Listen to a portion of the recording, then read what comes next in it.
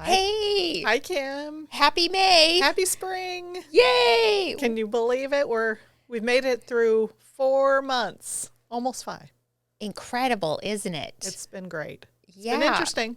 It has been. How are you feeling about where we're headed with the market right now? I think that, we're still in a super strong seller's market. Lots of buyer activity. We're still seeing record high buyers out there. So business is great. Couldn't ask for more. But I'm also subtly feeling a shift in the wind. And I don't have a lot of data points about it. Maybe we can talk about it a bit more. But I'm starting to see some hopeful optimism for my buyers who have been struggling writing offers. We're really great at writing offers now. But we're getting some buyers under contract for terms that are very acceptable and not, suitcases of cash under the table to get a deal done. Yeah, that's interesting you should say that. I kind of feel the same. And I follow up on different deals either that my buyers have written or the ones that we're kind of tracking to see where they're going. And they're not getting as many offers as they have been in the past couple weeks. So I definitely feel also that there's a tiny bit of a shift in the trend. Yeah, I agree. I was pulling some stats and it looks like in the early part of this year, through March, we had about 300 listings, a little over 300 listings in East King County, South Snohomish County together, our market areas that we service. But in April already, we have had 508. So that means that's about 200 more homes that have come under on the market, gone under contract. So that's 200 more buyers. Right. Just in 1 month. Right. That successfully purchased a home, which is great. So the time, we have a lot of pent-up buyer demand. Interest rates are still really good. So it's still a very, very strong seller's market. It's just maybe a little of the inferno has toned down to just a roaring fire. Right. I think so. And, and I as talking to some agents this morning, that we were talking about that, some of the sellers are getting a little bit nervous. And so, they're definitely wanting to sell quickly. And some of them are even taking early offers. So, which is really positive for our buyers because, I also have some buyers that are, we've been watching and kind of trying to be very cautious about, not getting into some obscene bidding war. Yeah. Some of the prices that, the market will support what the buyers are willing to pay. And we'll talk about more what that means. But, it's really nice to be able to get some of my buyers under contract. I even did an inspection this week. We're negotiating repairs. So it was a little bit of I haven't seen this form in about a year. Right. So, that's where the experience comes in. If you're a new agent in the last year, you may never have negotiated an inspection before. Right. Because it's been a long time since a buyer hasn't either done a pre-inspection and just accepted the house as is, or the buyers rely on the sellers doing an inspection and just waive their inspection. So more to come later on that. But I do feel like it's shifting a bit and we'll need more data points to solidify that. I know your crystal ball. We'll have to shake it up here and kind of see what the spring market. I've been having a lot of people, buyers and sellers. I had a great conversation with a new buyer the other day and just asking, what does the summer look like? Isn't summer the best time for real estate? And that's really interesting. We've had this last year, there's no such thing as trends because all of our trends went out the window with COVID. Right. But I am seeing more inventory. And if people start traveling as they get vaccinated, as school comes out and if we can somewhat return to a little normalcy, we may see that this summer market is a fantastic time for buyers to buy because I think we're going to see more inventory, more sellers comfortable putting their houses on the market, and some of that buyer pressure being relieved by either they've purchased already or they're going on vacation and they're not actively out there every week with their agent. So it could be a good time to buy. I think so. And I think just the comfort, from the vaccinations and just people feeling like there is hope. Yes. And I think that really creates that positive energy in the marketplace. Yep. And even though we operate off of rates and prices and all this, but really hope and then also people are finding out what their job, like how they get to work remotely. Like, what does that look like? Yeah. Some are learning they have to come in 3 times a week. And so that, changes, do people want to live, a ferry ride away, or do they want to live, on the mainland and, yes, and, commute that way. So, I've had buyers practicing their commutes already. That's a great idea. Yeah. And just, knowing that they have to add a little bit more time as more and more cars, come into it. So, yeah. Yeah, I've heard from some clients who work for Amazon that there's that they are saying they have made the forward statement and say we will be working back in the office, and all jobs are going to be a little different, but we're going to see people making decisions based on still where they're going to have to work, what that commute's being. Are they willing to do a Lake Stevens to Bellevue? Right. Or Seattle commute? And they might be, because maybe they only go in once or twice a week, or maybe they're like, I really need to move into a closer, sell my further out and then move closer, like a lot of the trends have been over the last couple of years, and shorten that commute and get a little of my life back. Totally. So I really think, again, we never know what our future brings in real estate, but I definitely know there's change on the horizon. So just wait 5 minutes and it'll change. It'll be fun to kind of work through that this summer. I agree. So, last summer for sure was exciting. So I expect this, will be exciting, hopefully in a little bit different way. Yeah. So that will be good. That's what makes this business so fun. That's right. It's always changing. We never know. We never know. Exactly. But I think you have a good point too about the consumer confidence, and that's so much of it. You see that playing out in the economy in other ways as well. So we just all, the moral of the story is hang in there, buyers and sellers, because there is a house out there for you. Yep. And we'll get it done. We'll get it done. We know how to do it. We just keep adjusting the strategy. That's right. We get it there. Yep. So isn't it funny as we deal with different people over the years in the business, and of course we have now with the internet, everyone has ideas about real estate, and a lot of times they think that they might even know more than like a seasoned professional might know. So it's pretty interesting talking with different people about some of these ideas. So I was thinking, what about today, like our session, should we just try to bust some of these myths of... Oh, let's do it. Let's talk about some of this stuff. Yeah, awesome. Well, I just thought we'd have some fun and just kind of tackle some of these. And because everyone always has an opinion.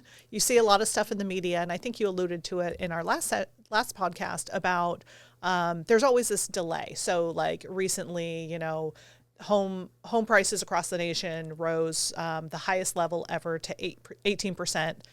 Year over year for the first part of this year, which is fantastic. And probably for our area, it's probably closer to like 20 to 30% in some areas, right? Right. In those core Bellevue, Kirkland, Redmond, Bothell areas. And then, but the other part of that news story was an average median home price is like $384,000.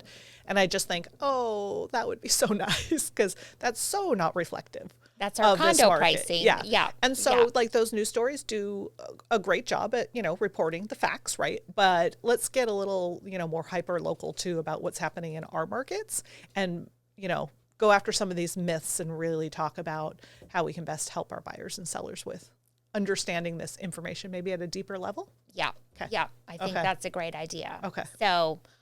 So first off, I mean, this has been around forever.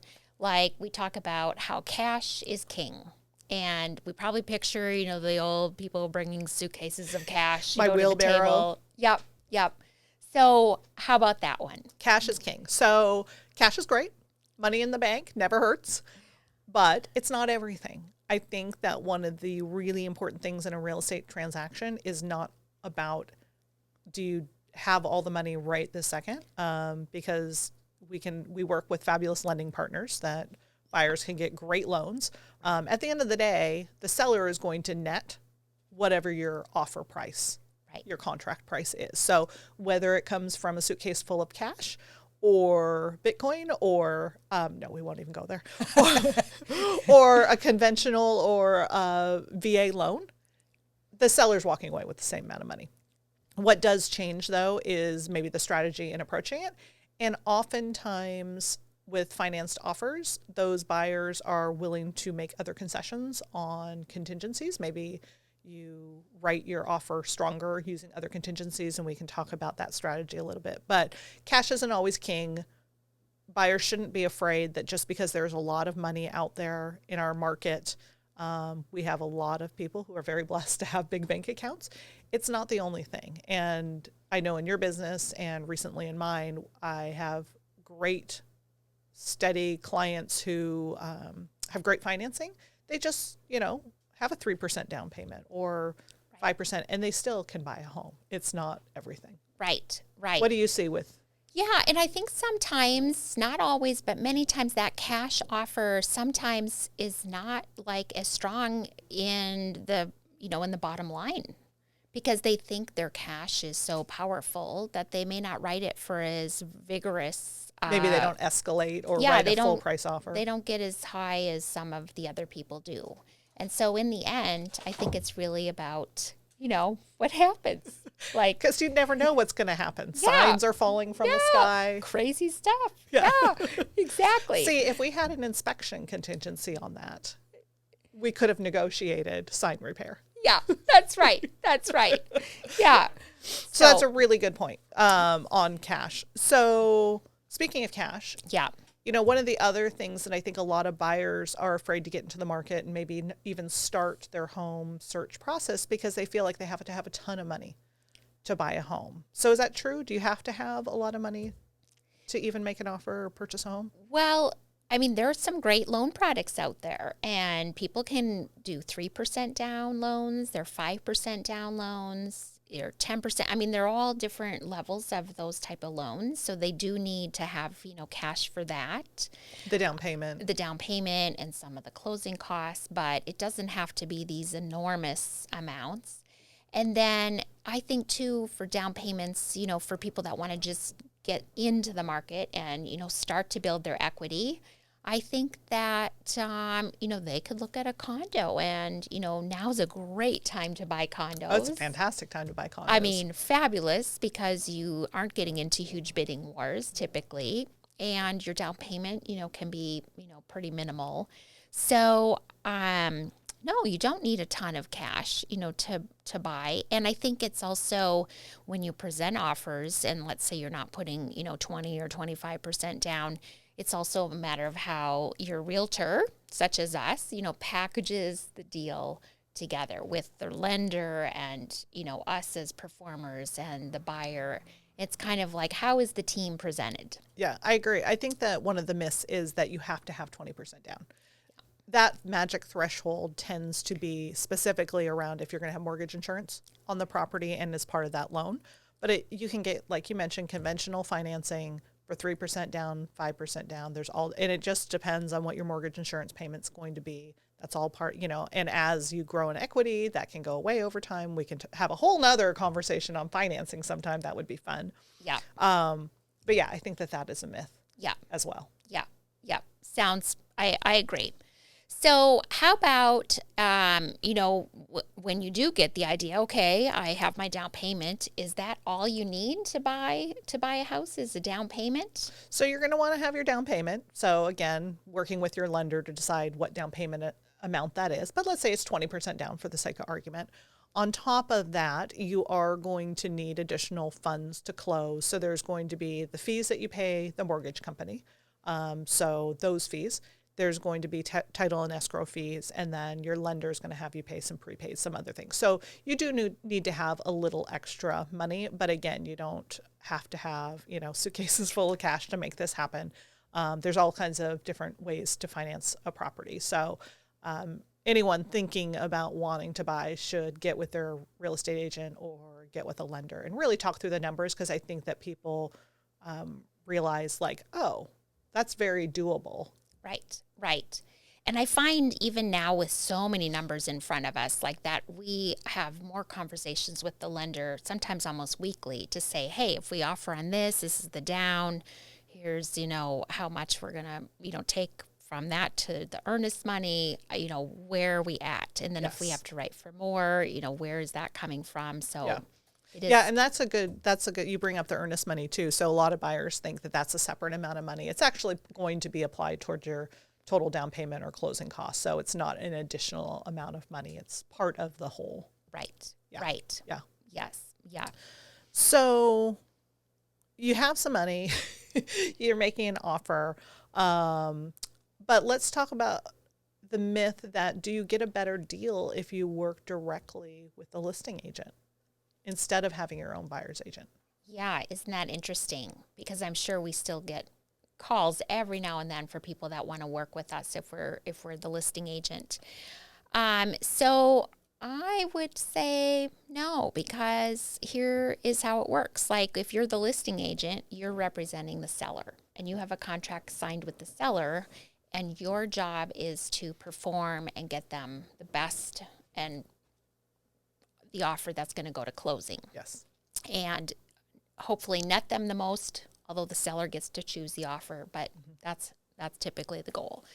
So if a buyer wants to work with the listing agent and the idea is that they want to kind of somehow either get insight or get like a reduction in, closing costs or something like that, it's really not to their best interest. Yeah, I think that, we don't talk a lot about how agents get paid in this and who has a contract with what. And this is some of the fun part about going over the picket fence, right? Beyond the picket fence, let's talk about this stuff, is that the seller has a contract with the listing agent and that commission and that amount has been predetermined.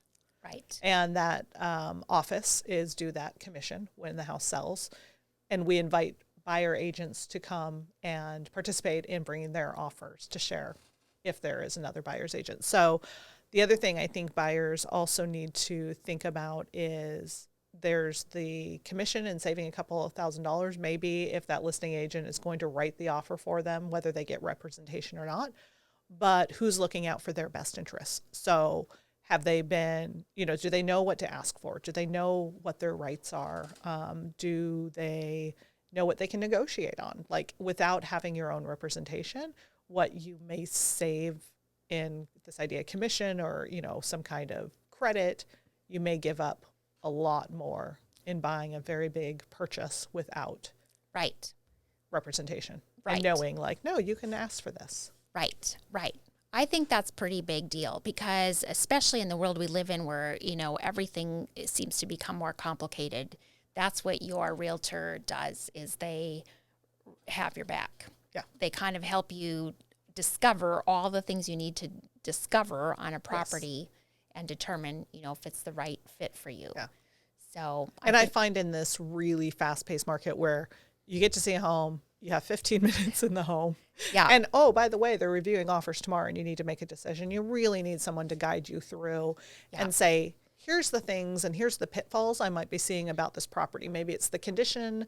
Maybe it's something in the documentation. What questions do you need to ask? Is there a homeowners association? So all of that thing that if you're not an experienced buyer, you wouldn't even know to ask these questions. Right. Right. Yeah. So I think that that's a myth. Yeah. Yeah. I agree. How about the thought that a home only passes or fails an inspection? So it can pass, it can fail, or you can negotiate on the inspection. So in a world in which you've negotiated an inspection with the seller, so you're under contract, they've agreed to an inspection timeline, you perform the inspection. Your inspector is going to go through and create a fabulous report. It's probably 50 or 70 pages long and tell you everything you didn't want to know about how heating systems work and electrical and the condition of the house.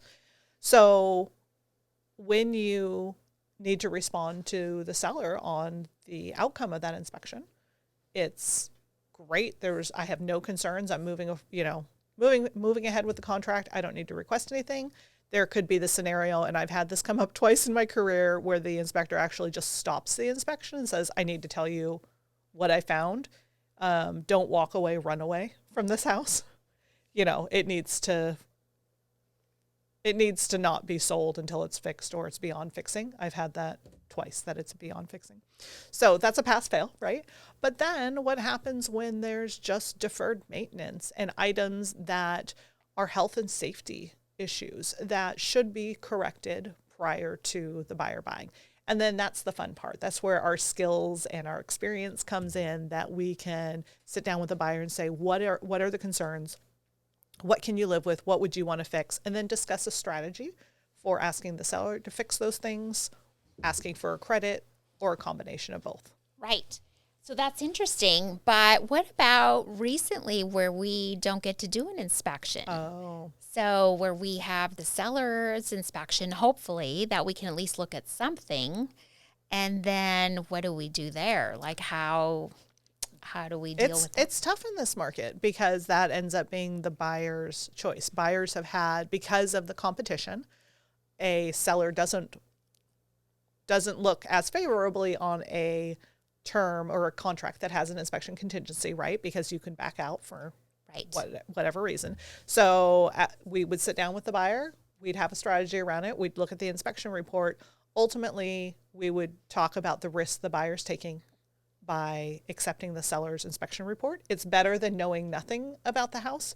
Right. It's not quite the same as doing your own inspection and spending that 2 or 3 hours doing it. So, is it a myth that, it's a pass fail? It's not necessarily a myth, but it's kind of the reality of a lot of our offers in this market. And the buyers are taking that responsibility on in trusting the inspection report. Right. And I will tell you, from my own personal experience, there are things that I'm standing in front of the house looking and saying, well, that siding, there's an active roof leak, and that siding is not in great shape because of that. Right. And that's not on this piece of paper that was done 2 weeks ago. And, and clearly this is not a new thing. So you really have to caution and represent your buyers and talk them through the risk that they're taking on. Right. And really observe those things in person, yes. like the observables, because I found the similar things. And again, inspectors are human. They're not, like machines that generate exact, all power, all knowing. Yeah. So there is that piece of it. So, yeah. So I guess in our market, to a buyer that has to do a seller inspection, then they may just pass or fail because they really don't have a lot of negotiating power. But as we return to a more normal market in 5 years, or whatever, or next week, I don't know. Right. Then there is that beautiful middle ground of negotiating. Because I think I was sharing with you earlier, I actually did an inspection this week, which was fantastic with some buyers. We got under contract.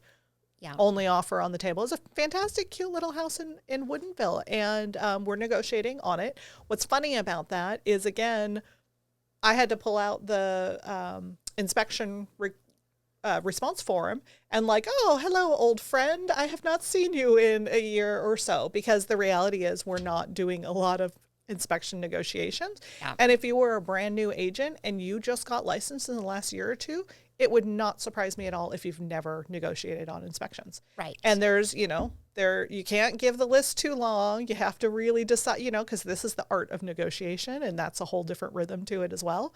But there is one other thing we didn't talk about. We didn't talk about buyer pre-inspections. So there is sometimes the opportunity, that even if the seller has provided an inspection report, or if they haven't, the buyer could hire their own inspector prior to making an offer, go through all the steps of a regular inspection, and then submit the contract. And if there were any real deal breakers in there, any real things that have to be taken care of, then they add it to the contract. So a couple of things like that come up that sometimes happen, and it would have to happen anyway, is you notice the water heater is not earthquake strapped, or there's no carbon CO detectors in the house. And those things have to happen by the state of Washington. They require it. So an appraiser is going to catch that. So every once in a while, you're writing those things in.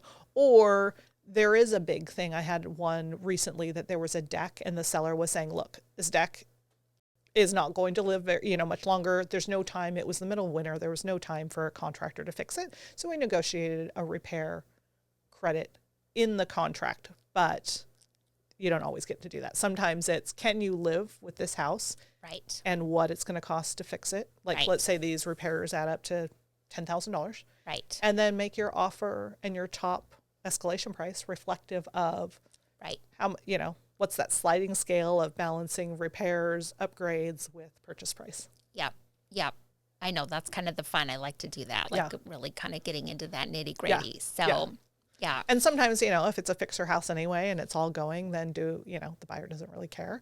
Yeah. But there's, other things that if the furnace is leaking, might want to, get that fixed. Yeah. Yeah. So what do you do with buyers when they're like, Kim, this is it. Stop the car. We love this house. We have to have it. Right. So I love that. And I had a couple last week that I had to go through really quickly and find out, like, are they collecting offers? Like, what's the scoop? Do they have an inspection? Do we get to schedule an inspection? And just, how are we going to approach, like, the home? Yeah.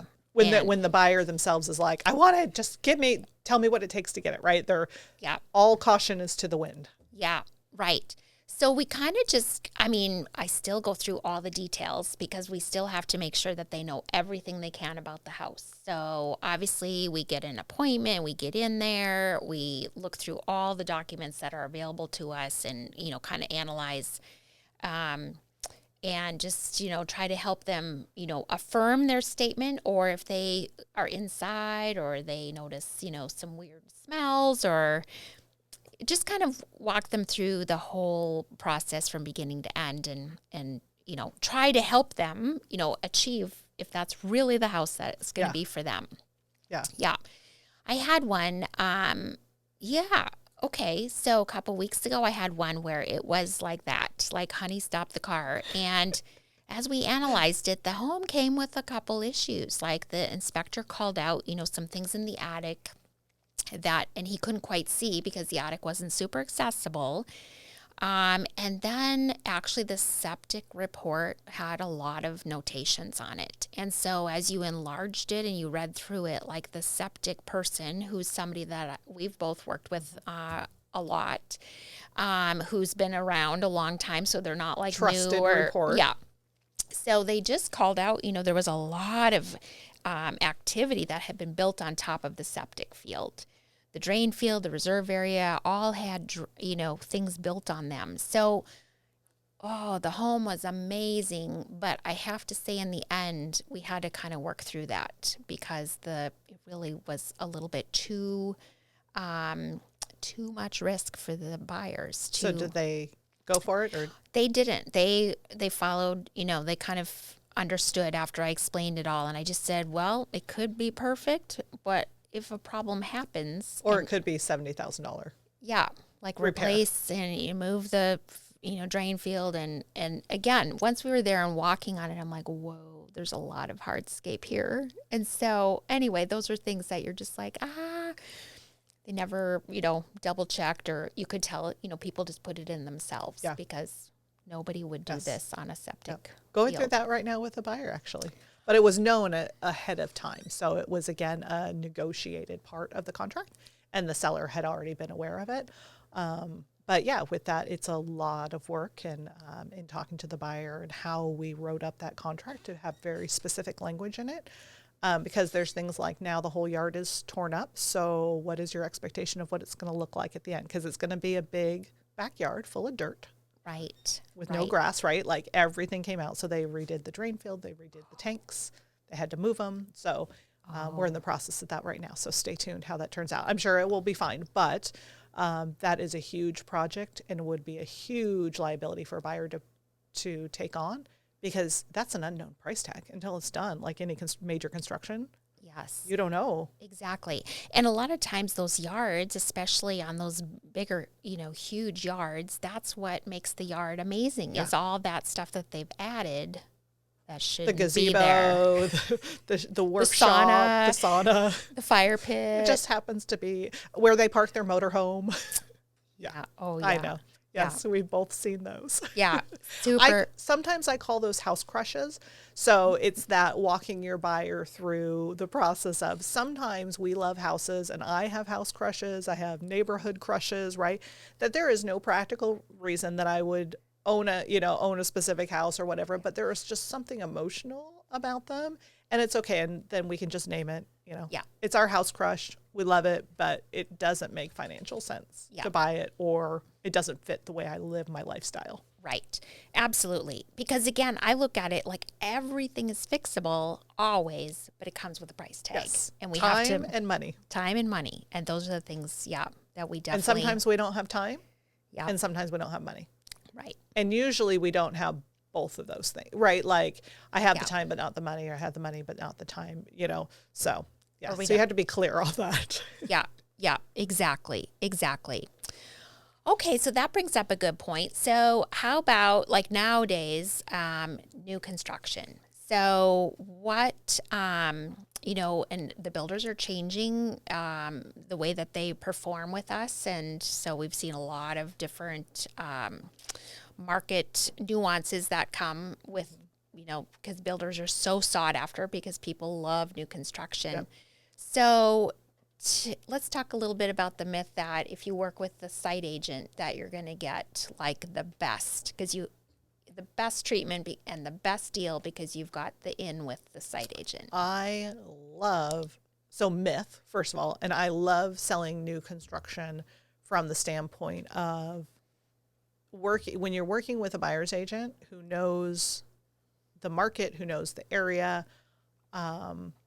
It is amazing what you can negotiate with builders oftentimes. It's not always true, and it certainly depends on the market. I mean, this is a very unusual market that there are now multiple offers, and the builder is literally having lotteries for offers. So it's a little different now. I'm not suggesting that we can go and negotiate a new fence a fence.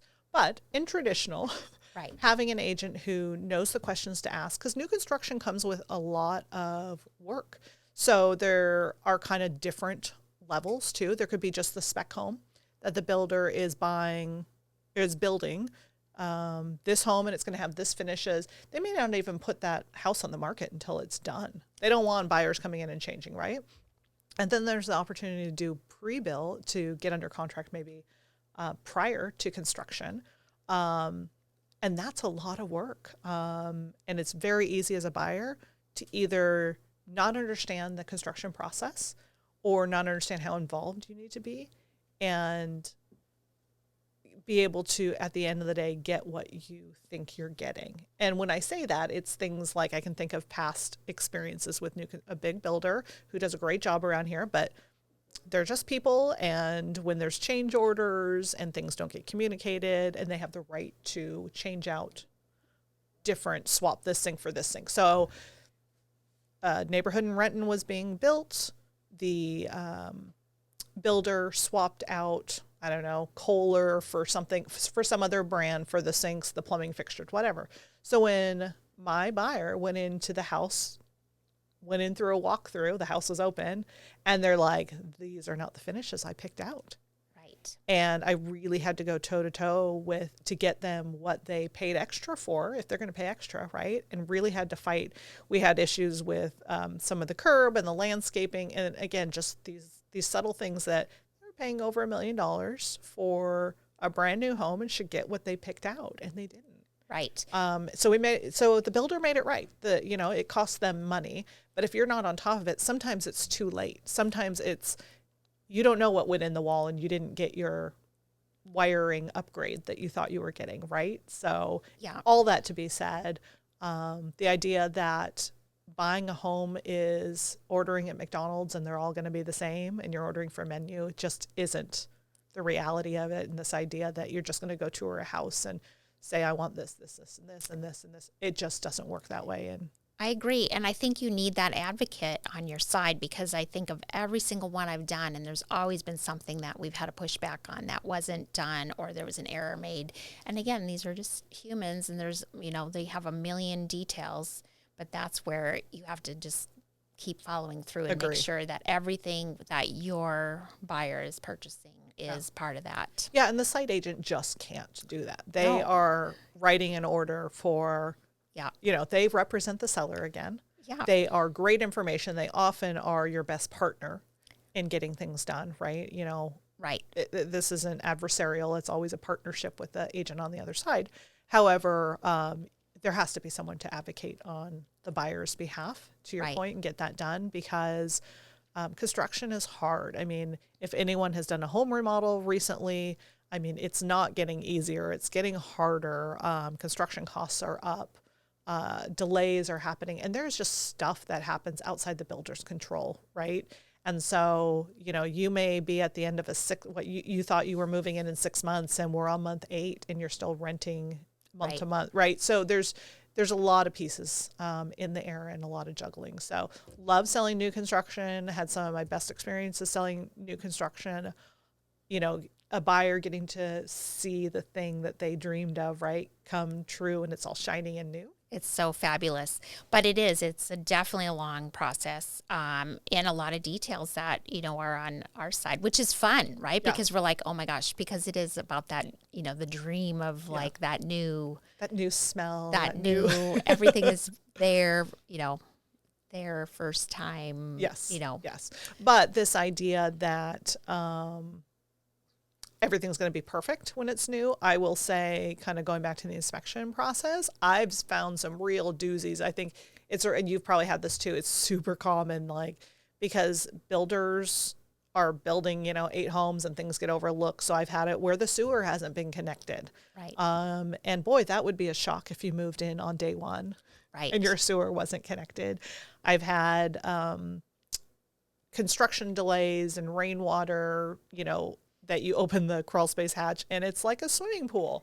And it's not the builder's fault. No one had been down there, but no one's also lived in the home to know the wiring's loose here. So anyway, so all that to be said, it's also a myth, even though you didn't ask me this, it's a myth that you don't need an inspection on new construction. Or a sewer scope.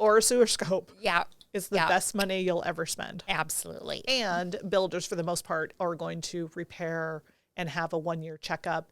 And it gives a fabulous checklist when you can just hold, here you go, here's my 70 pages. Yep. Please go ahead and fix these things. So it's really important on a house. To have your own representation. Yes. Yep. I totally agree. What about when I'll phrase it this way. Should realtors tell you this is a good neighborhood? Well, I think the cool part about, because we work, you know, pretty amazing areas, is I think we just have all the information to point them to different data gathering points, right? So if people are, you know, like we listen to our clients and then we think, okay, they're looking for this, they want the schools, they want to be in here.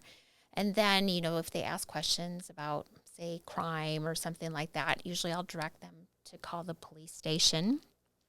And a couple years ago, I had somebody that had to do that in Lake Stevens, and they just kind of get a feel for, you know, what is going on around in the area.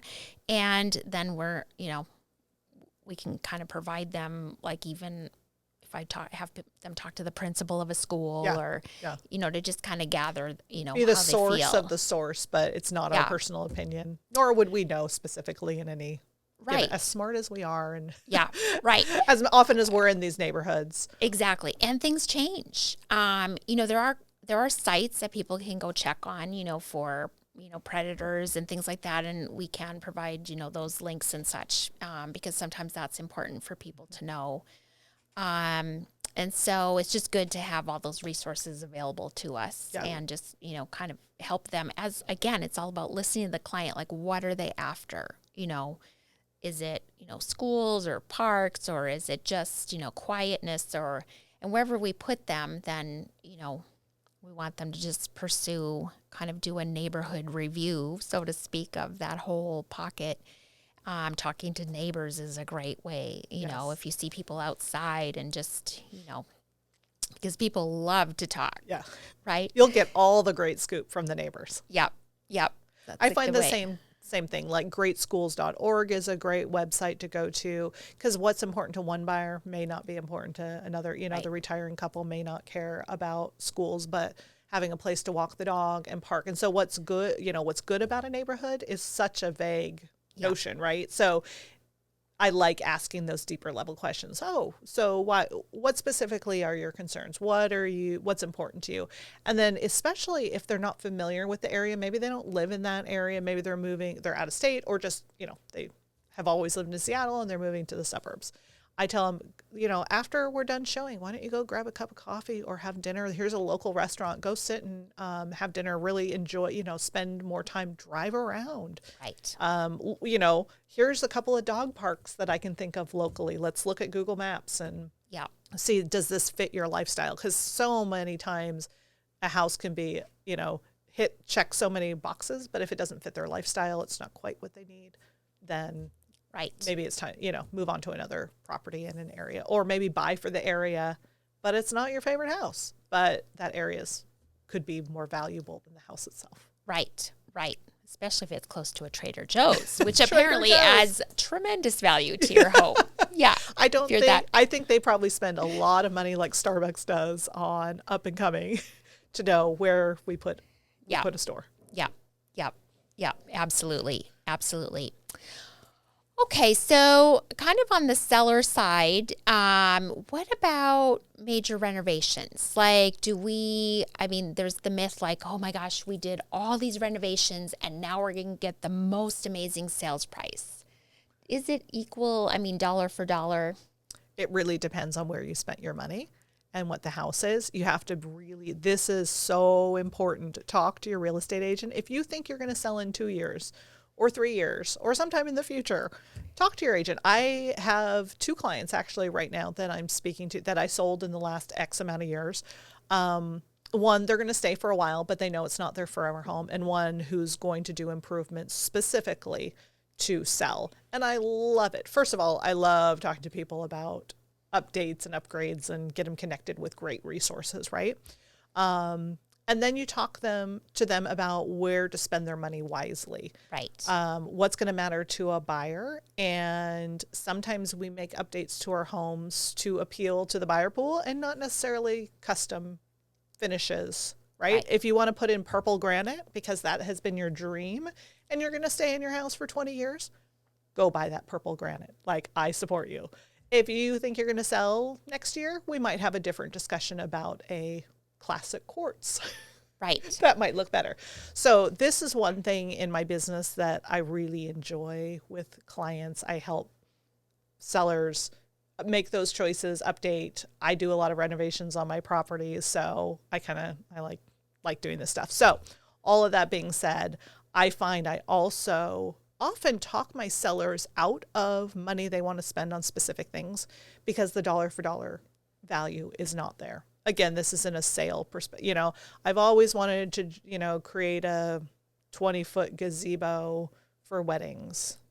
Again, like, that's not going to necessarily add value to your property, but if you want to spend that same money and update your powder room and your kitchen countertops, that will more than pay for itself, because then you probably see, I don't know, $1.50 to $2 return in today's market.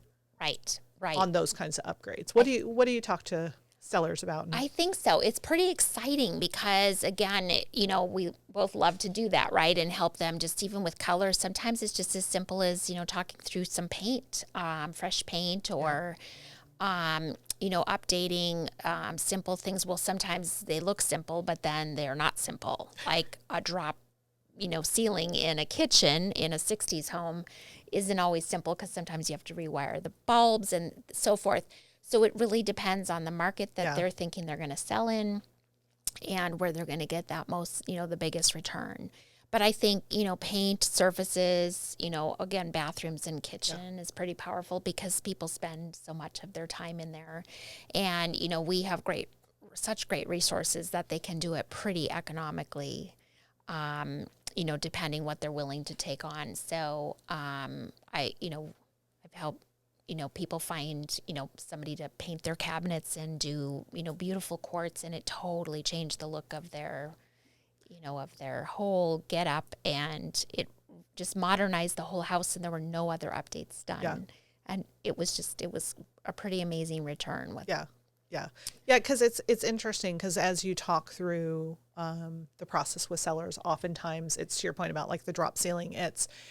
These are great ideas. Let's talk about what this would mean. Okay, we want to remove the drop ceiling. That means drywall, wiring. Yeah. And then you put in this beautiful new kitchen. So let's say they put in a beautiful new kitchen. Okay, so are you ready to deal with the brown shag carpeting in the family room adjoining, right? And so there's a little bit of, you have to balance what's a good, wise investment. Right. Instead of a whole kitchen remodel and changing the layout and the cabinets, I love having clients paint the cabinets. If they're good, solid oak cabinets, which we see a ton of, right? Like, Yes. there was a sale in the 80s and everyone got the oak cabinets, right? Yeah. But they're very paintable. You throw some new hardware on, some new countertops. That's a pretty easy 2-day job. Yes. Yeah. And for couple $1,000, $5,000-$6,000. Yeah. You've created this new space. It's not a new kitchen, but it has an update where you also haven't run into this. Well, now you've touched the surface and the rest of the house looks super old. It's sometimes almost better to just address, instead of the cosmetics, the bones of the house. It's not as sexy, but like, let's make sure your attic and crawl space are clean. Make sure health and safety issues are taken care of, because on a limited budget, those are the things buyers are first going to care about. Cosmetics can come later, and then we just price it according. Yeah. And we don't worry about taking on big renovations that aren't going to get you your goal. And sometimes it's also time. Yes. So it's a great market right now. Who knows what the future holds, crystal ball. But if you were to do a kitchen remodel, maybe it would take 3 months, right? Because XYZ, contractors are busy, supply chains. So maybe we just price it accordingly and it lets you move on to your next project. Right. Exactly. Yeah. But I love that stuff. And I know we're going to talk a lot more in future. I'm really excited to deep dive on this because I know you and I work a lot with clients on. Yes. Oh, I love this. it. I love, like, if you can keep a kitchen under 6,000. I mean, keeping appliances and again, you're just doing such subtle things, but it really makes it pop. Simple tile, beautiful counter. Cleans it up, makes it bright. Paint the cabinets, and you're like, wow. Yes. So sellers, please call your real estate agent before you make major investments, and they can talk to you about if it's value. And I guarantee you they have great referrals for you. Yeah. Because I know we've all been in that scenario that, you choose the contractor to work with, and then you do the project another time, and you're like, oh my gosh, I overpaid so much. Right. Or they may not show up. I mean, or they may not show up. Yeah. Yes. We have a lot of different, crazy things happening right now. Yep. Yep. So Kim, why do you talk? Well, what is the myth around any house will sell right now? We'll just pick a price and we can always lower it later in this market. So Kim, I'm going to sell my house. Seattle Times says everything's selling. We're up 20%. So I want $1 million for my house. We can lower it later, but let's just see if we can get it. Right. Don't you love that? Oh my gosh, I love this discussion. Sometimes it's hard to communicate with people that really, buyers are smart. And so we might see a home come to the market at, let's say, $800,000. And that particular home has amazing updates. It's beautifully renovated, and it might go for, let's say, $1 million, right? So 200 over asking. So the neighbor's house, they come and they say, okay, they got $1 million. I want to price at $1 million. Well, so they could price at $1 million, but they may get maybe a showing, a couple showings, but they may not be able to capture that part of the market because people are frightened. They're like, that's a lot. The people that wrote on the $800,000 house, not everyone wrote at $1 million. It's those couple people that really, want that property. And we always talk about the escalators kind of being the irrational part of the market. Yeah. And what people are willing to get into the house, right? So we can't just price, kind of where the last ones went out. We kind of just price kind of what we see the general market doing. Perhaps that neighbor, if they had beautiful upgrades, could come a tiny bit higher. They could come at 8.25, or if enough time had come by and more sales had happened, they could come at 8.50. But really, we caution people about doing too high because your main market interest is those first, 5 to 7 days.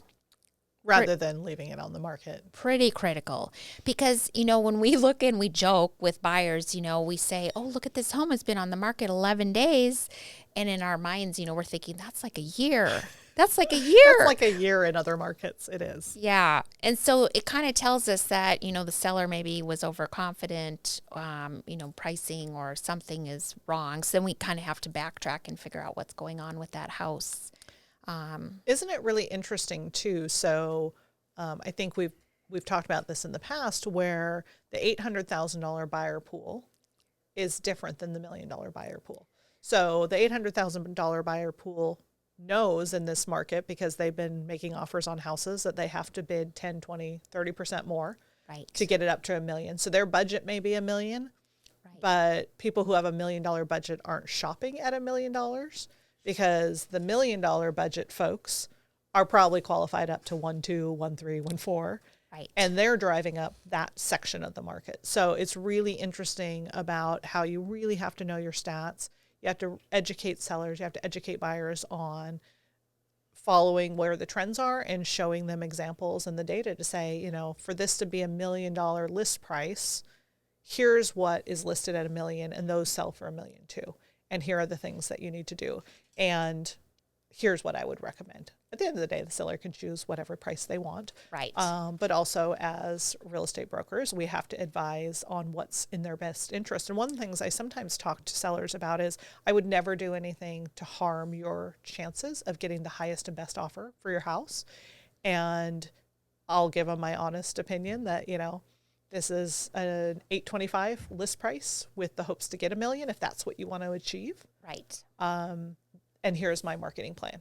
And sometimes we come to agreement and they understand on how the market, because, again, they're just seeing the just listed, just sold postcards in the mail, right? Kim got $1 million for the neighbor. Right. Do the same for me. Well, that means starting at 800 or 825. Right. Not at $1 million, because it may sit. And when it sits, buyers think they then have, you shift the power in that negotiation from the seller to the buyer. Right. Right. Exactly. And I think that's a really important thing that I talk to the sellers about, like time. Time is our biggest friend, but it can also be the biggest enemy, because you really want to capture that market. And, we're trained, the buyers are trained, when a home comes to the market, you address it. That's right. You better literally get there. Get there, look at it, and then, make your determination. Yeah. But, something that's been sitting there a while, then people process, what's going on, or what did the seller think, and sometimes even people think, oh, the seller might be hard to negotiate with because they came on, this price isn't even Isn't it real. Interesting how much psychology goes into a lot of the discussion on both when you're working with a buyer and with a seller. The other part kind of circles back to our last discussion about upgrades. There are homes that become unicorns in their neighborhood. They are beautiful. They are maybe over improved. Maybe they're much larger or even much smaller, than the nearby homes. Right. So sometimes that's the creativity of, okay, the value's there and we just have to find that buyer pool for it, but it may take longer because everything sells in our market. It's all about location, price, and condition. And those are all three levels. You can't change location. Right. But you can change condition, and you have full control over the price. Right. And then you decide, here's my strategy, and here's what I think we should do. And Right. And then let our marketing, help that sale flourish. Yep. Okay. So what about maybe not quite as common in this market because it's so frenzied and fast-paced, but every now and then, again, I'll see like a sign in the front yard that says, for sale by owner, otherwise known to us as a FSBO. FSBO. I just taught someone that term the other day. They were like, what are you talking? FSBO, for sale by owner. FSBO. Yeah, FSBO. Right. Yeah. So what about, which I love talking about that too, because it's so interesting. So FSBO. So they think they're going to net like so much more money because they're not using realtors. Yeah, this circles back to our conversation about experience. And the reality is, until you expose your home to the open market, you never know what offers you're going to get. So you can work with an attorney. There are agents who could present an offer, and you can figure out the representation in order to save a couple $1,000s on commission. Right. People do it all the time. The real question is, what's the motivation for doing it? Because if it's the idea of saving money, the truth is you're leaving money on the table. And that's going to come in the form of either knowing truly what your house is worth, because in this crazy buyer or market that buyers are just clamoring for homes, right? You're not getting enough exposure. There are some people who are going to see it through your internet advertising, your posting on Facebook and Zillow, maybe Make Me Move, right? Right. All of those things. But it's never going to be the full market spectrum of all the buyers out there, right? So we want buyers competing over your home. That's the idea. That's how you get the best money. And then it's, again, that money that you're giving up in negotiating repairs. Who's bringing you the offer? Are either side experienced in negotiations? Is the seller or the buyer? Is everyone unrepresented? And there's liabilities. There's a lot of Washington State disclosures that are required as part of a purchase and sale. And if you don't have someone advising you what's needed, you could potentially risk other issues as well. Right. And I'm sure you get these at your house. I don't know a neighborhood that isn't getting probably a stack of cards a month about a builder wanting to buy a home. Very few neighborhoods don't have builders going after the land, right? And I will tell you, I see some in my East Bellevue neighborhood that, it's older mid-century homes.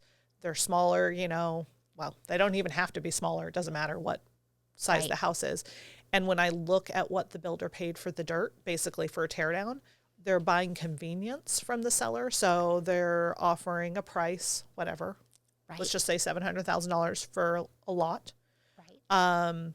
But they let the seller stay there for 6 months with no rent, or they release earnest money, or they make it enticing that it's easy, right?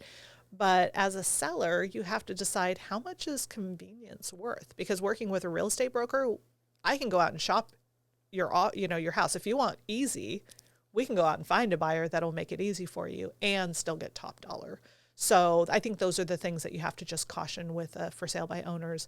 It's a lot of work. Do you want strangers in your home? There's some liability, and Right. hiring a professional may be your Right. best option. Yeah, and I've tried a couple, like when I've been working with buyers, and I've tried to communicate with them sometimes, and just the authenticity is sometimes missing. And I'm like, oh, I don't know. There's just so much risk, I think, for the buyer even to, go under contract with someone that's, kind of just not really forthcoming about all that. Yeah, because all they the don't know information. whether they are withholding or whether they just truly don't know. Because Yeah. if you are working with a professional, what's the first thing you do when you take a listing? You're pulling the title report. Yeah. You're seeing who's on title. I just did this recently on a property, and there's someone else on title. And it's all fine, but in all the communication we've had up until this time, Right. it was relayed that this person is selling the home. And so then I started having to ask, oh, well, who's this other person? How would we get their signatures? Are they agreeing, oh, yeah, that's my cousin and he has a interest in it. But I don't know that, unless someone's asking those questions and looking for the information, you could get really far down the path of buying a home. Yeah. I think there's so much value, and sometimes people don't see it, but that's what we, talk to our sellers about, is the value that comes in working with a professional. It's because of, the fabulous marketing plan that we put in place, but the negotiations because of our experience. But really, I do think in the end that we do net them more because we get them more. Yeah. Right? Yeah. Because you bring it to the open market, and that's where we are communicating with the agents. And we're talking with, the buyers, agents that are coming through and saying, hey, what else can we share with you? And what else would your buyer like to know? Yeah. And getting the buyer super excited, because Totally that's agree. how they submit that amazing offer. And it more than pays for what the cost of a realtor is. Yeah. So, yeah. Yeah, totally agree. Yeah. It's a myth. Yeah, it is. It is. Oh, this next one. Oh, so this kind of on that same. So there are this idea too that you can go onto websites and shop your home for sale. So I'm a seller and I want what has been called an iBuyer or internet buyer. There's a couple different names for it. That's going to net me the most money because I'm going to have investors competing over my home. Right. What do you see with those? We've just kind of had some of these launch in our market, so they're not as prevalent as they are in other parts of the country yet. But have you heard about these? Yeah, so it's kind of interesting. So people that have seen them, they get all excited, but really the part that they have to really be cognizant of is that there are a lot of fees that come on the back end. And so that sometimes is not always very clearly disclosed. So it seems like, for instance, let's say a seller's older and they don't want to have to go through all the ruckus of, having a marketing, plan put together on their house, and this iBuyer comes and says, I will give you an offer on your home. Here's the offer. And they think, oh my gosh, this is great. I don't have to come to the market. I don't have to do this. But embedded in that can be fees upwards of 10, 14%, which is significantly more than what, they would get working with a realtor, a local realtor that would bring it to the market. So there definitely is some caution there just to, proceed carefully if that's something that sounds interesting, because again, our duty, our ethical duty is to do the very best for our clients. That is our, professional, creed that we follow. And we really want to get them the most and, the best. Yeah. I think that it seems like a new shiny thing that is so convenient. And look, I can just sell my house. They'll give, I'll be closed in 2 weeks and I can move on and buy my next house.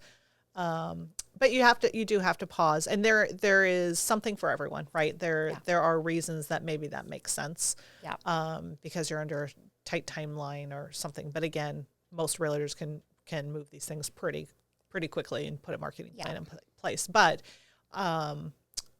look at the fine print, look at what they're negotiate. From what I've seen in some of these actual settlement statements are things like, we're going to only charge you, $1,000 transaction fee, but we're going to build in the cost of all the repairs and upgrades in the form of fees. And so I've seen those 8-10% on top of other fees. So, you could have listed on the open market for a certain percent, or for double that, you can have convenience. So these are professional investors. You have to look out for, again, who's representing your best interest, because in that case, you don't have representation. Right. So there's no one holding accountable the other side or making sure, like, hey, look at these two offers side by side. If you truly put them side by side, I have not seen one yet that the open market wouldn't have netted the seller more money. Yes. So there could be a trade-off for convenience, timing. I don't know. I have to sell by next week because of X, Y, Z. But with my clients, again, if that's something that's interesting, I'm happy as their agent to shop investors and shop the iBuyer model. But that also means they can have their own representation. So there is definitely a path for that, but to go into it cautiously. Yes. Yeah, I agree. There's so many, new kind of shiny things coming at people all the time. So how about, talking about that based on fees and commissions and stuff. So how about the myth that the less commission you pay, the more you make as a seller? Yeah, so that just goes back to every agent as a real estate broker has their own business, and what we negotiate with our sellers as commission is up to us as independent business owners. Maybe a certain franchise or model has specific requirements, but everything's negotiable.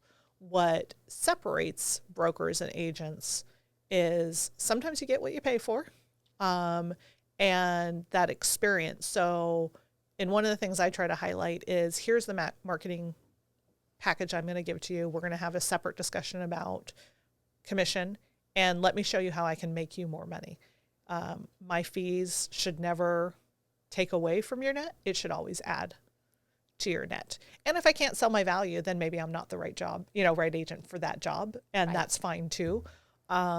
But it is a myth that the less fees you pay, the more money you're going to make as a seller, because you really have to figure out who that agent is, who's the best one for your house. What kind of marketing plan does your house need? Does it need paint and cleaning? Does it need staging? Does it not need anything at all, right? Like, no one house fits into the same mold. Like, it's always about experience, and here's how I could best sell your home, and here are the things that we'll discuss. So that's kind of how I approach it. Right. Yeah, I think so. And, I really, it goes again to just that performance of, really getting the most for our sellers, because that is our ultimate goal, right? That they are clients for life. And we want to just, outperform for them, and just obviously make them just have so much joy in the end and go, oh my gosh, that was so easy. You made everything so simple. Yeah. Those are the best words, right? That we get to hear from our clients is when, we kind of lay it out and help them walk through the process, project manage some things for them. But then when it comes to the market piece, I think is where I think we probably both excel at that. It's just really, dialing for dollars. Yeah. Calling the agents, finding out, where the buyers are at. And again, just, getting the buyers that are coming through excited, and then the agents, and letting the agents know how easy it is to work with us, because here is, we have this amazing, layout of all the information. So if there's anything that you need to know, we're here to get it for you. So. I totally agree. I think that working really hard for your seller means all of the hard work behind the scenes that, again, isn't the most glamorous, but it's knowing that the buyer can easily do all their due diligence, because if they can easily do all their due diligence, I can get a better offer for my seller. Right. And maybe that's, again, going back to doing all the title work beforehand. It's getting all the HOA documents. It's understanding any rules that are going to affect the house, understanding easements, whatever those questions are, and having a really good understanding and knowledge of the house. It's not just another listing. It's not just putting a sign in the yard. When you get that feedback of like, it was an easy process for the seller, those are the best, because they don't need to see the sweat and the tears and the hard work. It's having systems in place. It's having experience in place and making it look easy for the seller to take that burden off, because the sellers have enough to deal with. They're dealing with even in the easiest, most exciting moves, right? It's a lot of hard work. Right. It's a lot of hard work, and emotions come up. And so being able to manage that process and attract the best offers and be collaborative with the other agents and really work hard for the seller, it's a lot of fun. It is. It's kind of like that, right? The competitive part of us comes out. I know. We're like, okay, we're gonna do this. Amazing. That's right. We're gonna win. That's right. Yes. Yeah. So one of the myths too is, we're working for ourselves. Are realtors paid a salary? Right. Oh, that's a good one. It's interesting because I know people that I've worked with and sold several homes for, they still, kind of get a little bit confused. So realtors hang their license at a company. So for us, like, we hang it at RE/MAX, right? We are paid through commissions only. We do not receive a salary. The way, people might get a salary is if we're a corporation, like we ourselves. Like, for instance, I'm Kim Meyer Realty, right? And so my corporation, pays me, who's the employee, a salary, right? So that's how I would get paid, is through my corporation. But my fees all come from commissions. And then, when people look at commissions and they go, whoa, that's crazy exciting. Wow. Wow, you could, live in whatever, in a castle. Well, the real answer is, right, a third goes to taxes. To hang at a brokerage has brokerage and licensing fees. And then the rest, comes to us. And then, of course, we have to, pay education and do subscriptions, things like that out of that. So, yeah, I think that's a really good discussion to have, because as glamorous as those numbers look, the truth is, you're right, we are a small business. Yeah. There are, I can think of one business model, one brokerage that does pay their agents' salaries. Redfin pays their agents' salaries, and they have benefits through the company. And that's one model. But for the most part, I can't think of another one. I mean, there may be brokerages out there. Right.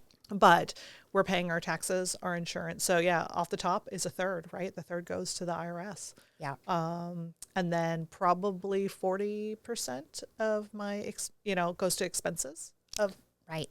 We have the business marketing, we have the listing marketing. And then you have benefits you have to pay for yourself, health and medical and retirement and all those things an employer would pay, right? We're paying for ourselves. And then the rest is money to live on. Right. So really, even though we hang at a big, fabulous, corporation, a real estate company, we are small businesses. Yep. And that's, keeps the fire under us every day, right? We're entrepreneurs. The great thing is, as hard as you work and the energy you put into it, you get to reap that reward. Yep. And if you want to take time off, you take time off, but you don't get paid for it. Right. So then again, you have fabulous other agents that you work with and say, Kim, could you help me with my business for a week? I really need to go to Hawaii. Yes, exactly. Exactly. And then you have partners. But yeah, it's all up to us. It's all on our shoulders. Yep. So in reality, it is a myth. We're not paid a salary, and those fabulous commissions do get split out to many different forms. Keep the economy going. Yep, that's right. Doing our part. Exactly. One commission at a time. Yep. That kind of ties right into realtors keep all their commission. Yeah. Right? When you see those numbers, you're like, wow, let's go buy a Rolls Royce. That's right. Go eat some caviar and drink some champagne. Doesn't that sound nice? Yes, it does. It does. We just might have to save for that or make sell a lot of transactions. And I'm all for celebrating success. But we share our commissions with everyone, just like any other business does. Yes. Our business or our brick and mortar, I guess, is mostly our cars. Yes. We're in our cars a lot. Exactly. We're just very mobile. Yes. Thank goodness for cell phones, because it sure has taken the cell phones and laptop computers. Yep. No more fax machines to carry around or printers that you had to scan stuff in. Did you carry around a fax machine? No, but I remember having to stop and fax, things from our other offices, and it was just, Okay, secret. Yeah. So I still have a fax machine at home and a landline. Oh, yeah. Right. Because maybe once a year you have a client who is, I don't know, at Big Lake in Montana, and you're in the middle of a transaction, because that's when it happens, right? And there's no Wi-Fi, there's no cell signal, and you're doing things the old school way. So maybe once a year I'm still using that fax machine. So I'll hold on to it until it breaks. That's right. For sure. Feed those pages in. Yes. And so, we just talked about this again, but is it a myth that realtors make way too much money? Yeah, right. Sure. Right.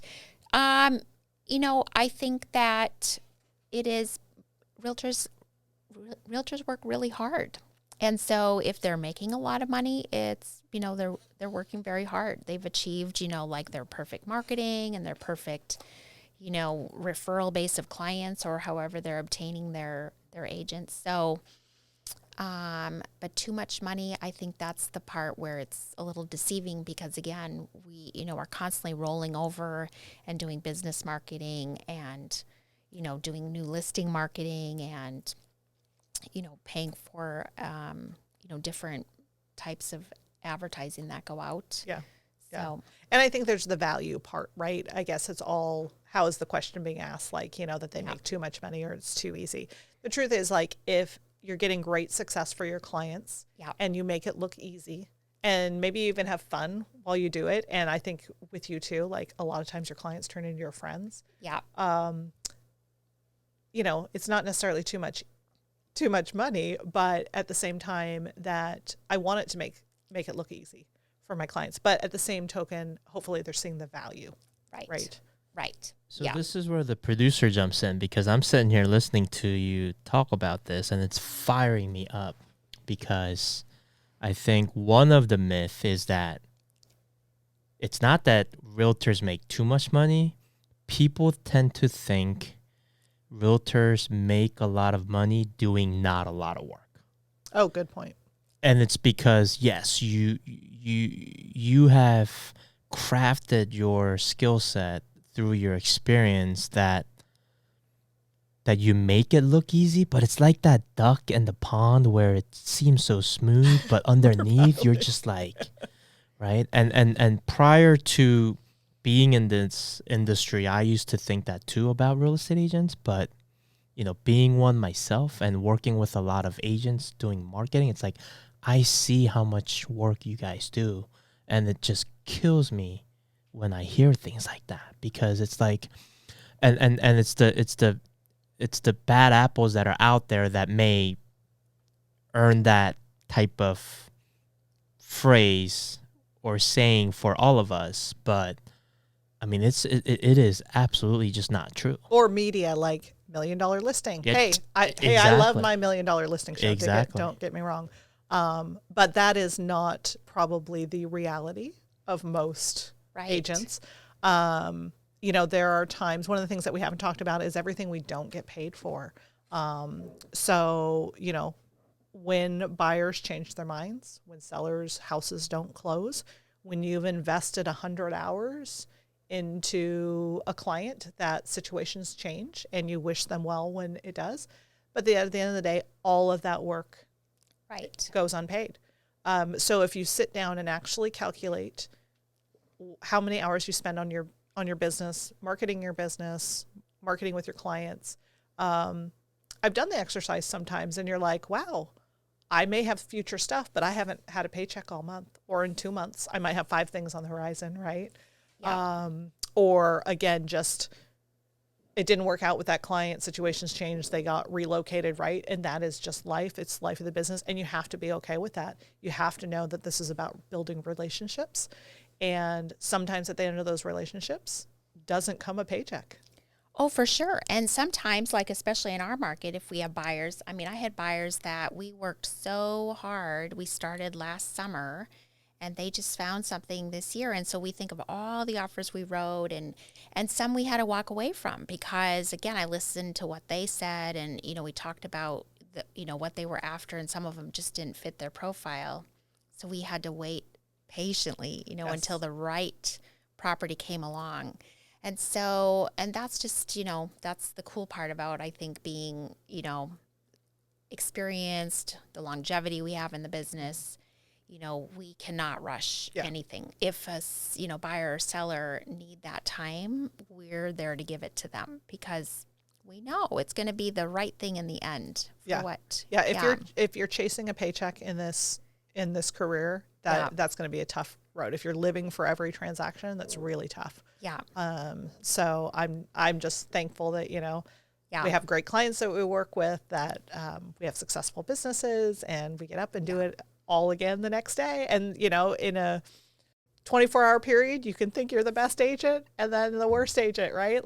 But the highs and lows make it fun and interesting. And yeah. And the people are really the best. Yeah, so they that's really pretty fun of it. They are. So, okay. So this is probably one of my favorite ones of all. I hate to say it, but I love it because it's easy to talk around it. And I love it when people ask, like, hey, here's my number. And so the myth that Zillow is always right. Your Zestimate. Or your Redfin or whatever, name your algorithm, your favorite algorithm. Right.